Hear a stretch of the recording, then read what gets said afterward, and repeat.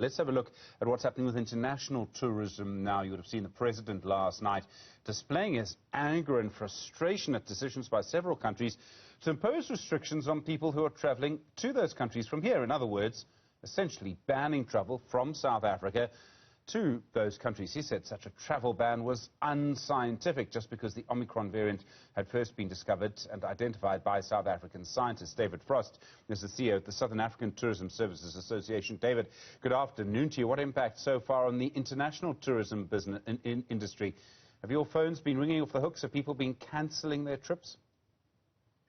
Good afternoon, Stephen. I would say it's always good to speak to you, but unfortunately it's on the back of really dire news. So we did a snap survey of our members over the weekend, and in the 48 hours since those red list decisions were imposed, we surveyed just over 600 members. The quantum of the cancellations in that 48-hour period are 940 million rand. So this was the green shoots. This was the bounce back that we were relying on after having been languishing on the red list for much of this year in the UK and for a lesser period in some of the other key source markets. So our members were really looking forward to taking advantage of this amazing pent-up demand that was on the books over December and into next year, and that has been absolutely, it's decimated, it's gone. I mean, that's a huge amount of money just in 48 hours, and I'm afraid to say, David, it's probably not the end of it. I mean, if someone's, say, living in Europe or the UK or wherever, and this keeps happening, and suddenly they find there's a ban on flights or they're on a red list or whatever, it's going to dash confidence for a long time. Yeah, it's a major disincentive for people to book long-haul travel. I think there's a lot of stuff that we're working on together with our public sector partners, South African tourism, around, sort of putting a positive message about, what South Africa is, how we do things here, the fact that we have domestic tourism open, and it was edifying that the president, I think, in his best address to date, kept us on level one. That's all continuing. So we can continue to put a positive message out, but it's that fear of booking a holiday and then having this, what we would see as fairly capricious, political self-interest decision making in an absolute knee-jerk way. I mean, the president spoke about commitments made at the G20 and about how this would be handled, and that is just absolutely thrown out the window. So, it really is Groundhog Day. So, Henry V, once more to the breach, dear friends. Here we go. You've seen our government pushing hard. You say the president did a good address last night. He was quite angry, I thought, at the countries that have done this. Was that the right message? I mean, do you think that that's going to be heard?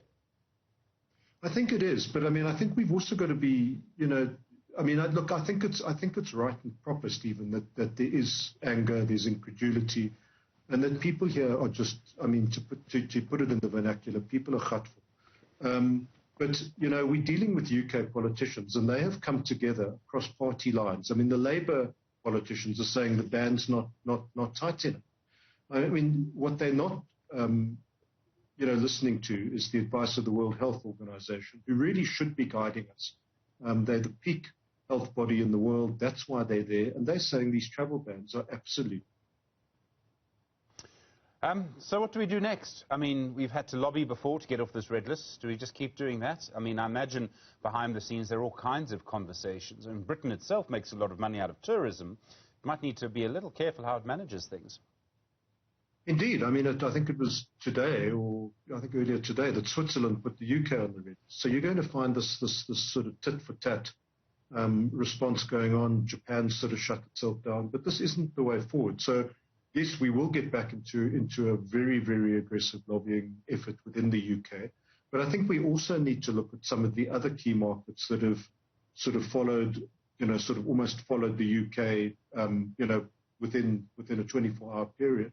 What we saw last year, Stephen, is that, countries like Germany were a lot more sensible in taking us off their red lists, looking at data, looking at the science. So I don't think we can give up with the UK. It's our biggest single source market, and we'll be aggressive there. But we're going to look at what are the tactical opportunities with some of the other countries. And I think that one of the good things is that our scientists are held in particularly good favor internationally. And the UK is going to review this on the 17th of December. I think before that, we need to put together an absolutely exemplary scientific case that sort of speaks to the fact that travel bans are not the way forward, and that hopefully the science will bear out the fact that the current vaccines are effective against this variant. So that's the type of stuff we are engaging in. But it's a multi-pronged effort. I think it's really useful that our politicians are on side at the outset. I think big business and business leadership is equally aghast at this decision. So we'll all be working together in a very aggressive way. There's going to be it's not going to be the normal, bugger off to the beach over Christmas, December for us in the tourism industry. We're going to be hard at work fighting on our members' behalf. David Frost, thank you, CEO of the Southern African Tourism Services Association. I do appreciate the time. Well.